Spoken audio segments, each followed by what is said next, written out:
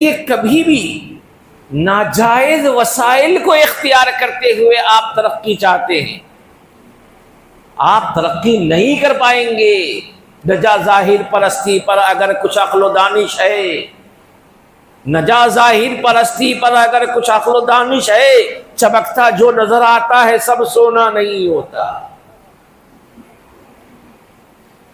بہت سی چمکنے والی چیز کسراب النقیۃ یحسبہ الظمآن ماء، دور سے دیکھنے میں ایسا لگتا ہے کہ وہ پانی ہے، اور جب وہاں پہنچتے تو پتہ چلتا ہے کہ ریت ہی ریت ہے۔ ہمیں پابند کس چیز کا بنایا گیا ہے؟ جہاں ہمیں کسب حلال کے لیے محنت کرنے کا پابند بنایا گیا ہے، وہاں یہ بھی تو شرط ہے کہ وہ چیز حلال ہو، ہماری محنت حلال دائرے میں ہو، حلال طریقے پہ ہو۔ تو ہم ایک چیز میں تو اللہ کی مان لیے کہ اللہ کہہ رہے محنت کرو، ہاتھ نہ پھیلاؤ، لیکن اللہ یہ بھی تو کہہ رہے ہیں کہ حلال دائرے میں محنت کرو، حلال طریقے پہ کرو۔ اس میں اللہ کی نہیں مانیں گے تو کہاں سے کام چلے گا؟